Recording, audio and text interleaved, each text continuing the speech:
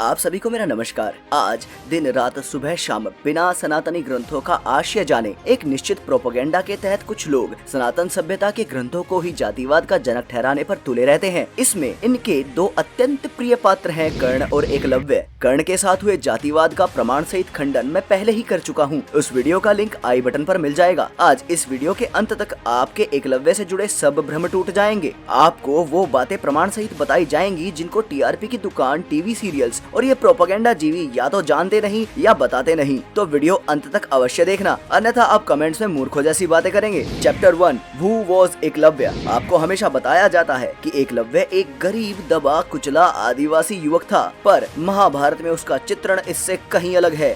बोरी critical edition Mahabharat के आदि पर्व में जन्मेजय वैशंपायन से कुछ ऐसा पूछते हैं। जन्मेजय उवाच देवानाम दानवानाम च याक्षाणामथ राक्षसाम अन्येषाम चैव भूतानाम सर्वेषाम भगवन्नहं श्रोतुमिच्छामि तुतेन मानुषेषु महात्मनाम जन्म कर्म च भूतानामेतेषाम अनुपूर्वशः। जन्मेजय बोले, भगवान, देव, दानव, यक्ष, राक्षस तथा अन्य सभी प्राणियों के तथा मनुष्यों में इन महात्मा प्राणियों के जन्म कर्म को क्रमशः तत्वतः संपूर्ण सुनना चाहता हूँ। इस पर वैशंपायन उन्हें बहुत राजाओं और वंशों की उत्पत्ति बताते हुए कहते हैं, गणः क्रोधवशो नाम यस्ते राजन प्रकृतितः ततः संजगिरे वीरः क्षिताविह नराधिपः। हे राजन, क्रोधवश नामक जिन गणों की कथा तुमसे मैं कह चुका हूँ, उन्होंने धरती में शूरवीर राजाओं का रूप धारण करके जन्म लिया। यहाँ वो बहुत से क्रोधवश शूरवीर राजाओं का नाम बताते हुए ये नाम भी बताते हैं, आषाढ़ो वायुवेगश्च भूरि तेजास्तथैव च एकलव्यः सुमित्रश्च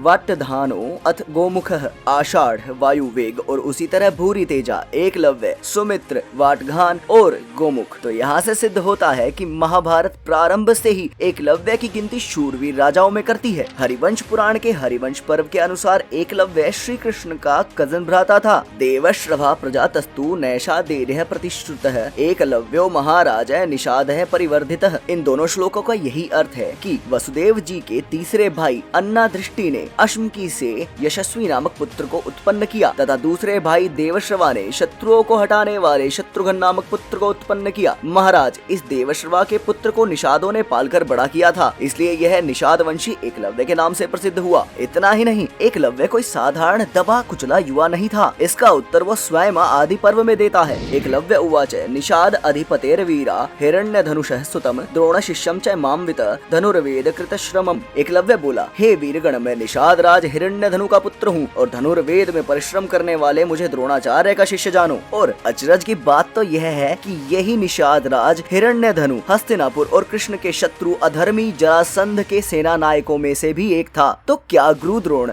अपने शत्रु राज्य के सेना नायक के पुत्र को शिक्षा दे सकते थे? आप स्वयं सोचिए। Chapter 2, understanding true Eklavya. आपको हमेशा यही जताया जाता है कि एकलव्य एक बहुत धर्मज्ञ और उन्नत युवा था, पर क्या यही सत्य है? अधर्मी कंस जरासंध का दामाद था और कंस के वध के पश्चात जरासंध ने श्री कृष्ण के राज्य पर अनेक आक्रमण किए थे। इन आक्रमणों में एकलव्य ने सदा अधर्मी जरासंध का साथ दिया था। अलग अलग दिशाओं से जरासंध द्वारा किए जाने वाले आक्रमणों में पूर्व भाग पर आक्रमण करने वालों में एकलव्य का नाम आता है। हरिवंश पुराण के विष्णु पर्व के ये श्लोक देखिए। उल्लूक है केतवयश्च वीराश्चाम सुमतः सुतः एकलव्यो दृढ़ाश्वश्च शत्रधर्मा जयद्रथः। यहाँ पर उन राजाओं का नाम आता है जो जरासंध की सेना में निहित रहकर श्री कृष्ण के साम्राज्य पर पूर्व भाग से हमला करते थे। इनमें एक नाम एकलव्य का है। इतना ही नहीं, बलराम जी और एकलव्य जी की सीधी भिड़ंत भी हुई थी, जिसमें एकलव्य पराजित हुए थे। हरिवंश पुराण के भविष्य पर्व के ये श्लोक देखिए। यहाँ पर यही बताया जा रहा है कि तब महाबली निषाद राज एकलव्य ने घंटा मालाओं से सुशोभित एक शक्ति हाथ में लेकर उसे बलदेव जी पर चलाया और बड़ा भयंकर सिंहनाद किया। फिर बलराम जी ने उन पर प्रहार किया था। तब बात आती है कि बलराम द्वारा आहत हुआ निषाद एकलव्य प्राण संशय की स्थिति में पहुँच गया। आपको संभवतः यह भी नहीं पता होगा कि एकलव्य का वध किसी और ने नहीं बल्कि स्वयं योगेश्वर श्री कृष्ण ने किया था। बोरी क्रिटिकल एडिशन महाभारत के द्रोण पर्व में श्री कृष्ण कहते हैं, स्वादितार्थ तु स माया हतः संग्राम मूर्धनि चेदि राजस्य विक्रांत है प्रत्यक्षम निहत सत्व। मैंने उस निषाद राज एकलव्य को तुम्हारे हित के निमित्त ही युद्ध भूमि में मारा है। इसके अतिरिक्त पराक्रमी चेदीराज शिशुपाल तुम्हारे सम्मुख ही मारा गया। तो क्या ये अधूरे ज्ञानी एकलव्य को महान बताने के प्रयास में यह कहना चाहते हैं कि श्री कृष्ण ने एक धर्मज्ञ अच्छे युवा का वध किया है? स्वयं विचार कीजिए। चैप्टर 3, कृष्णा, कूटनीति एंड एकलव्य। योगेश्वर श्री कृष्ण जानते थे कि यदि एकलव्य जीवित होता तो वह अधर्मी कौरवों के पक्ष से ही युद्ध करता, जो धर्म मार्ग में बाधा होती।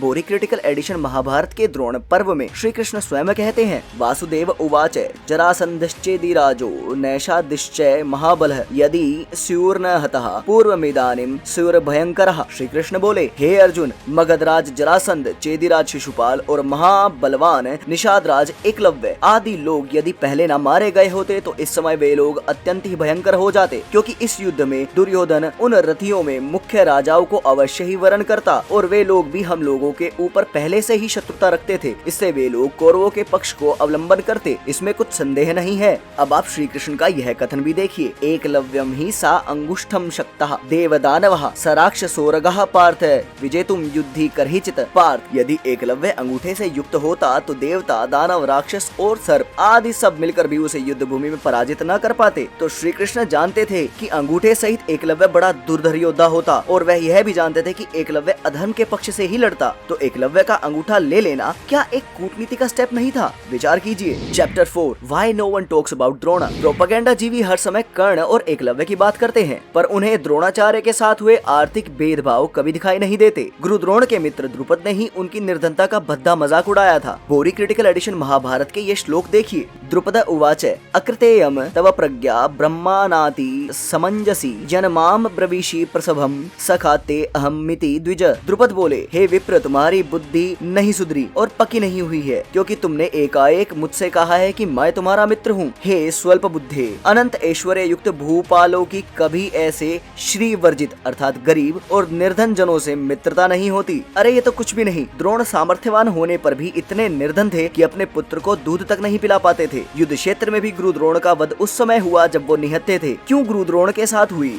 इन घटनाओं पर प्रोपेगेंडा जीवियों का ध्यान नहीं जाता? क्या इसलिए कि वो ब्राह्मण थे और उनके नैरेटिव में फिट नहीं बैठते? मैं ये नहीं कह रहा कि द्रोणाचार्य सब जगह सही थे, वो अवश्य गलत थे, तभी तो श्री कृष्ण ने उनका भी वध करवाया। पर केवल गुरु द्रोण में दोष निकालना और एकलव्य के दोष को छिपाना प्रोपेगेंडा नहीं है तो और क्या है? अपने उत्तर कमेंट में दीजिए। और हाँ, आप चिंता ना करें, क्योंकि सत्यमेव जयते। जय श्री हरि।